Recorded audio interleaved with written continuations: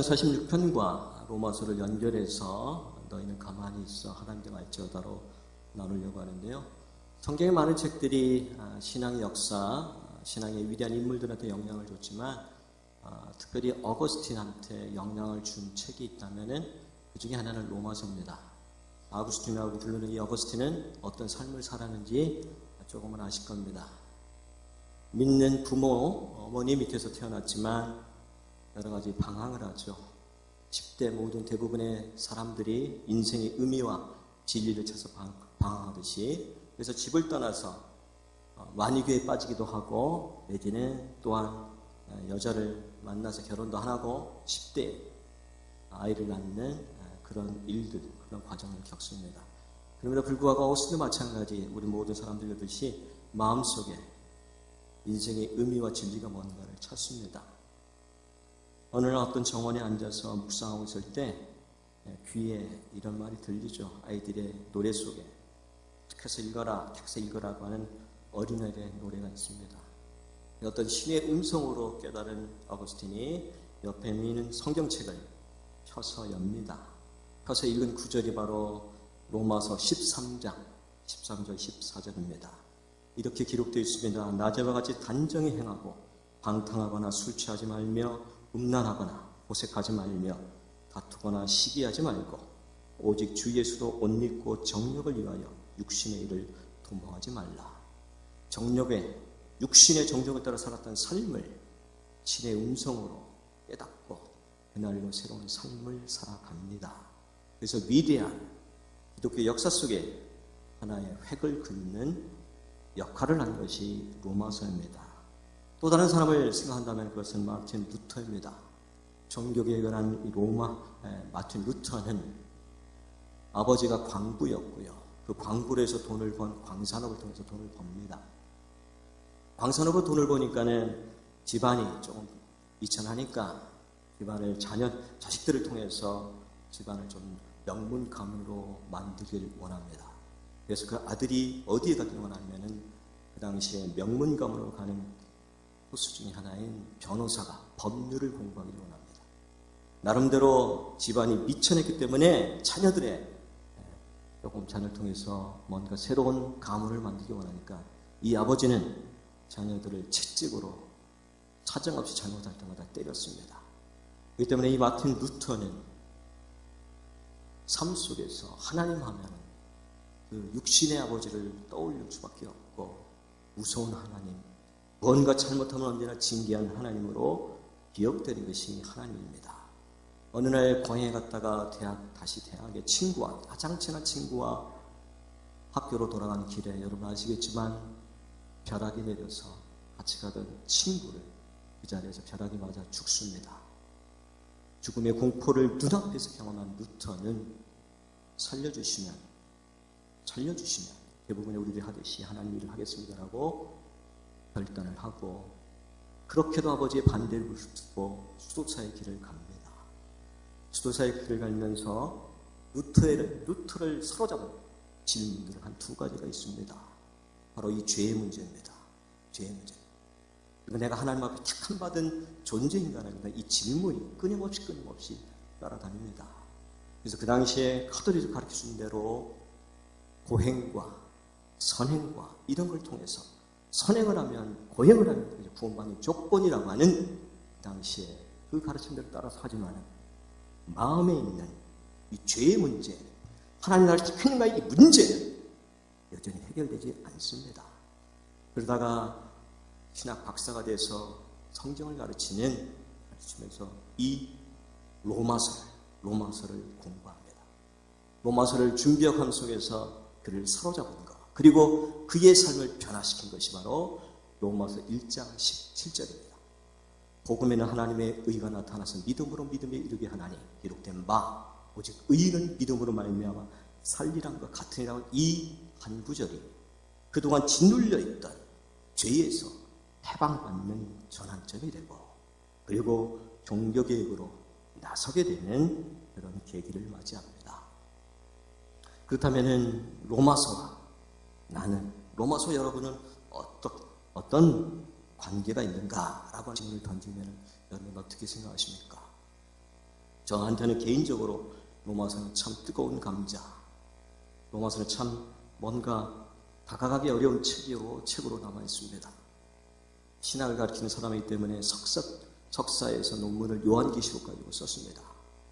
요한계시록을 썼기 때문에 박사학위 논문에서 요한계시록 가지고 좀 더 쉬웠겠지만 좀 더 다른 걸 해보자는 속에서 어찌어찌 하다가 로마서를 택했고 로마서를 가지고 박사학위 논문을 썼습니다. 박사학위 논문을 썼지만은 여전히 논문을 쓰고 나서도 로마서를 잘 모르겠다는 것이 저의 그 당시의 모습이었습니다. 그렇기 때문에 대학원에서도 뭔가 과목을 가르칠 때 로마서를 가지고 가르치는 늘 부담이었습니다. 하지만 최근에 로마서가 제게 다시금 은혜로 다가왔기에 오늘 같이 나누려고 하는 겁니다. 그 가운데 로마서 1장 17절에서 하나님의 어떻게 의롭게 된다는 것을 얘기하는 그 마지막 어떤 한 결론이 4장이고요. 4장에 보면은 아브라함이 나옵니다.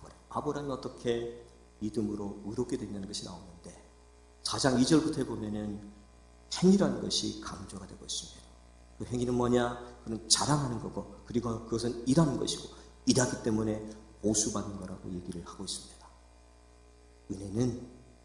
하나님의 은혜는 이게 아니라고 지금 말하고 있습니다. 그것은 우리는 어려서부터 세상의 문화 속에서 집에서 자라는 것이 일 안 하면 먹지도 말라는 것입니다. 우리의 모든 문화는 일한 만큼 대가를 받는 것이 세상의 논리입니다. 그러다 보니까는 우리는 하나님을 믿는다고 하지만 교회를 다니지만 하나님을 위해서 하나님을 뭔가 내가 기쁘게 해야 돼라고 하는 행위가 언제나 나옵니다. 그러다 보니 루터처럼 지칠 수밖에 없게 되겠죠. 근데 하나님을 믿은 이거를 의로 여겼다라고 얘기를 하고 있습니다. 그 때문에 은혜가 뭐냐? 믿음을 갖는다는 것은 뭐냐? 그것은 은혜를 체험하는 것이고 은혜라고 하는 것은 거저 받는 것입니다. 공로가 없지만 내가 아무것도 한 거 없지만 그저 받는 것이 은혜고 이게 믿음이라고 하는 겁니다. 어려운 책 사진에 나왔지만 유발 하랄이라고 하는 사람이 호모데우스라고 하는 책을 썼는데요. 미래를 내다보면서 인간이 어떤 것을 많이 가느냐? 그래서 호모데우스, 신이 된 인간입니다. 단지 부족한 인간이 아니라 신처럼 된 인간의 모습을 얘기하고 있습니다. 우리의 모든 문화는 너는 신처럼 돼, 신처럼 능력이 있어, 똑똑해 라고 하는 것이 추구하는 것이 세상의 문화인데 너는 아무것도 할 수 없어, 가만히 있어. 이게 기독교의 어떤 역설적인 가르침입니다. 그러다 보니 이 기독교에서 얘기하는 우리 성경에서 얘기하는 이 복음의 진정한 은혜를 누리기가 조금은 어려울 수가 있습니다. 우리가 잘 알고 있는 니체도 그런 얘기 하잖아요. 기독교 하나님 죽었다 신 죽었다 그러면서 뭐가 되라 그러나요? 초인 되라 그러죠. 초인. 유보맨이신가요? 초인 되라고. 이 초인 되라고 참정을 하는데 너희 능력을 극대화시키라고 자꾸 얘기하는데 세상의 문화는 교회만 오면 넌 죄인이야. 넌 아무것도 할 수 없어. 이율 배반적인 역설적인 이거를 어떻게 이해하고 받아들여 할까 하는 겁니다. 초대교회를 괴롭힌 이단 중에 영지주의가 있습니다. 영지주의. 무슨 말이냐면은 영적인 것이 가장 온전하고 가장 완벽한 거고 신이라는 것이 신적. 그런데 저 밑에 육적인 거, 우리의 육, 내지는 물질 이런 것들, 이거는 죄덩어리입니다. 죄에서 벗어나서 점점 가장 높은 단계로 올라가야 된다. 거기에 필요한 것이 영적 지혜, 지식이다. 이게 영지입니다. 이렇게 계속해서 올라가는 것은 모든 사람이 다 올라갈 수 있을까요? 어떤 사람도 올라갈까요? 특별한 사람들만 올라갈 수밖에 없는 거죠. 그러면 어떤 사람이 평가를 합니다. 니체가 얘기하는 거, 이것은 영주의가 여기에 깔려있다고. 그러나 여러분 아시겠지만 성경은 어떤 특별한 사람들만, 똑똑한 사람들, 박사 기반한 사람, 아니면 뭔가를 봉사를 많이 하는 사람들만이지만 그런 대상을 하는 책이 아니라 평범한 사람들의 구원을 위한 책입니다. 아멘. 우리 모두 내가 뭐가 있든 없든 재산이 있든 없든 지식이 있든 없든 간에 그죠? 하나님 당신 없으면 못 살는다는 이 고백이 있다면 그 모두가 은혜를 받을 수 있는 책이라는 것이, 이것이 은혜라고 하는 겁니다. 그렇다면 이 은혜를 뭐로 생각할 수 있을까라고 할 때 그 은혜는 시편 46편 10절에 나온 것과 연결될 수밖에 없습니다. 46편 10절 같이 읽을까요? 같이 읽겠습니다. 시작. 너희는 가만히 있어 내가 하나님됨을 알지어다. 내가 열방과 세계 중에서 높임을 받으리라 하시도다. 하나님의 은혜는 뭐냐? 거저하는 것은 뭐냐? 너희는 가만히 있는 겁니다. 가만히. 내가 하나님됨을 알지어다라고 하는. 가만히 있어. 내가 스스로 내가 하나님을 보일 거야. 나타낼 거야. 행할 거야. 라고 하는 말씀하는 겁니다. 시편 46편의 배경이 뭐냐? 고라자손의 시라고만 제목이 되어 있는데 시편 46편의 성경학자들이 배경을 두 가지로 예를 듭니다. 하나는 역대하 20장입니다. 역대 20장은 어떤 내용이냐면은 모압과 암몬 이 두 나라가 연합군을 해가지고 남유다를 침공해 왔습니다. 거기에 왕은 여호사밧입니다. 이 전쟁은 뻔하게 지게 되어 있습니다. 질 수밖에 없는 이 전쟁 속에서 여호사밧과 백성이 취하는 것이 있습니다. 기도하는 겁니다. 금식 기도를 합니다. 찬양대를 앞장 세워서 찬양하며 금식 기도를 합니다. 가장 어리석어 보이는 행동을 하고 있습니다. 그러면서 역대 20장에 보면은 시편 40편에 나오는 너희는 가만히 서서 가만히 있으라. 가만히 있을 때 하나님께서 이 절체절명의 위기의 이 문제를 해결해 가시는 이거를 배경으로 삼고 있습니다. 두 번째로 배경으로 삼고 있는 것은 열왕기하 18장입니다. 그 당시에 강대국 아시리아가 자그마치 고대 세계의 18만이라고 하는 대군을 이끌고 사내립이 침공을 해옵니다. 이 당시의 왕은 우리가 드럼직한 히스기야 왕입니다. 마찬가지 시대적으로 한 100몇십 년 차이 나는데 이때에도 히스기야 택하는 맛이 죽을 수밖에 없는 이 절체절명의 위기 속에서 히스기야도 택하는 것이 기도입니다. 가만히 있는 거예요. 저기도 마찬가지 가만히 서서 가만히 있는다는 내용이 알겠지만 황제가 있고요. 나름대로 내놓으라 하는 사람들이 다 둘러 있습니다. 얼마나 두려웠겠습니까? 얼마나 두렵겠습니까? 이틀 동안 진행이 되었는데요. 신문관들이 황제에게 질문합니다. 저 회의가 열리기 전에 황제가 루터가 쓴 모든 책들, 글들 다 수집해라. 독일어로 라틴어 등을 다 수집합니다. 그걸 눈앞에 보여주면서 이 책들이 네가 다 쓴 거냐, 그대 거냐? 라고 질문합니다. 네, 맞습니다라고 첫째 날은 기어 들어가는 목소리로 대답을 합니다. 두 번째를 요구합니다. 이 책의 내용을 일부 내지는 전부를 철회할 용의가 있느냐고 묻습니다. 루터가 두려움 속에서 시간을 달라라고 얘기합니다. 둘째 날 다시 나타난 이 루터가 태도가 바뀌어서 다시 던지는 질문에 내가 쓴 글이 맞지만 나는 철회할 수가 없습니다. 황제에게 당당하게 이렇게 얘기합니다. 네, 그렇습니다. 저는 로마 교황에 반대하는 글을 썼습니다. 또 세계를 도탄에 빠뜨리고 사람들의 영혼을 망칠 잘못된 교리와 난잡하고 수치스러운 행위들을 비난했습니다. 하지만 사람들 향해 대묻습니다. 교황이 내세우는 율법과 사람에 대한 교리가 신전 양심에 꺼리낄 뿐만 아니라 옴짝지 못하게 고통을 주는 것이 확실치 않습니까? 라고 두려움도 없이 떨림도 없이 분명하게 반문을 던집니다. 단지 하룻밤 사이인데 무엇이 루터를 변화시켰을까요? 그것이 바로 시편 46편의 루터가 경험한 피난처입니다. 두려워 떨어서 그 밤을 지새우지만 기도하면서 지금까지 삶 속에서 루터에게 개입하셨고 루터가 만난 하나님 피난처 대신 그 은혜를 다시금 되새기질 합니다.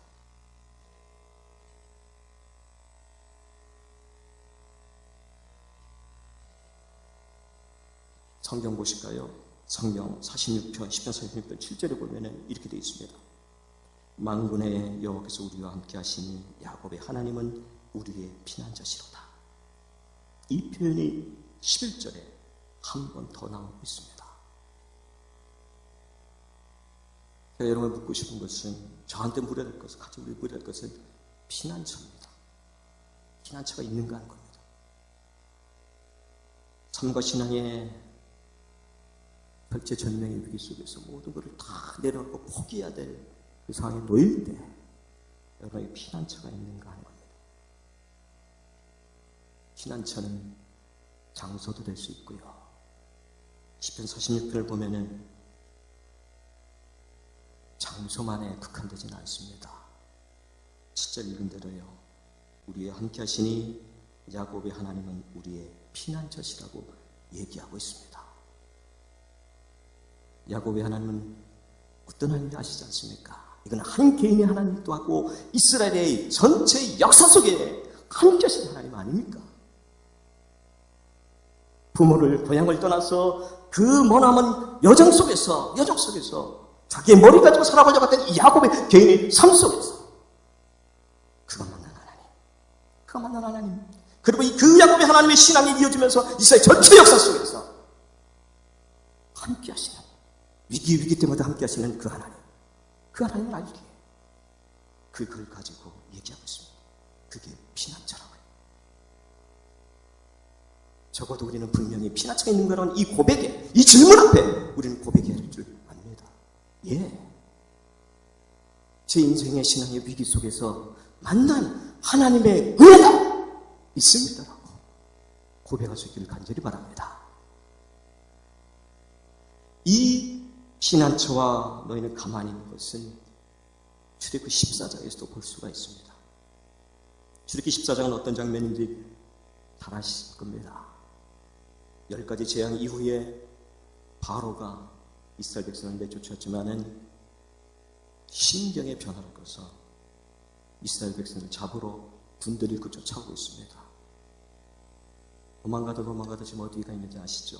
홍해입니다. 홍해 앞에 지금 놓여있는 절체절명의 위기입니다. 위기. 그 속에서 그들이 하는 이야기를 보십시오. 그들이 또 모세에게 이르되 애굽의 매장지가 없어서, 짧은 저 구절에 애굽이라는 말이 계속해서 나옵니다. 계속해서. 거기에 대조되는 장소가 어디 있을까요? 광야입니다. 광야. 그리고 그 옆에는 바로 홍해입니다. 애굽의 종살이가 싫어서 하나님의 은혜로 여기까지 왔는데 위기의 순간 속에 다시금 종살이했던 것을 그리워하고 있습니다. 최소한 거기서는 먹고 사는 거, 종이었지만, 자유가 없었지만 그거는 보장되었는지 모르겠습니다. 하나님을 믿고 하나님의 이 신앙의 온 속에서 가끔 우리는 어려움도 생기죠. 그럴 때 우리는 저 이스라엘 백성처럼 하나님 믿기 전의 모습을 그리워할지 모르겠습니다. 광야는 시험받는 곳만이 아니라 죽음의 장소만이 아니고, 아시죠? 하나님을 만나는 장소입니다.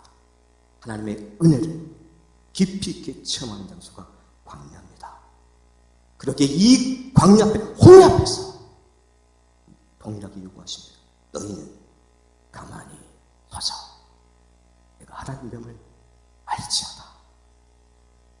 내가 먼저 한 것, 몸부림, 그 쳤던 것, 그 모든 것들, 그것이 무엇이든지 간에 나서지 말라는 거예요. 자, 나서지 말고 있으라는 겁니다. 내가 행하겠다는 것입니다. 우리의 삶 속에 이런 위기의 순간을 혹시 맞으셨습니까? 가만히 있으시기 바랍니다. 뭔가 막 해결을 해쳤는데 몸부림쳤는데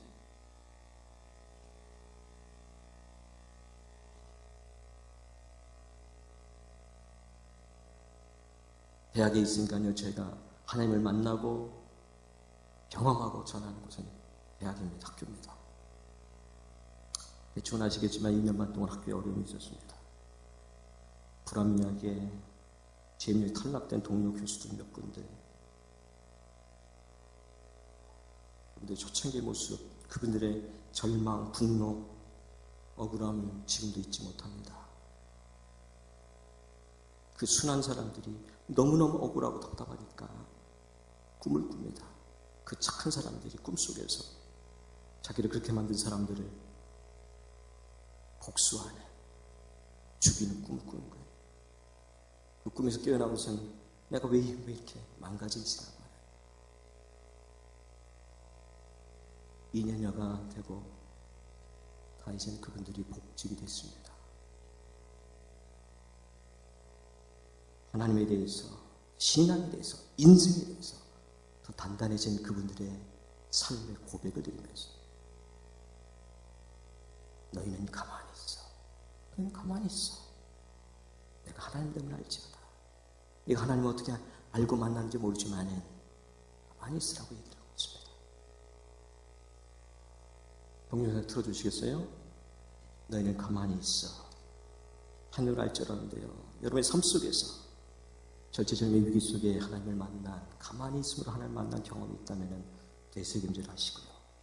지금 어디로 갈지 몸부림치고 있는 상황이라면 너희는 가만히 있으라는 찬양을 들으시면서 하나님 가만히 있겠습니다. 주께서 행하시옵소서라고 하는 그런 고백의 기도들을 드리시길 바랍니다. 들어주시겠어요, 동영상? 우리를 평화의 도구로 만들어주신 하나님께 나아갑시다. 황폐하고 패역한 이 세대에 하나님께서는 순전한 영으로 예배의 저소를 다시 세울 12,300, 7천의 하나님의 사람들을 찾고 계십니다.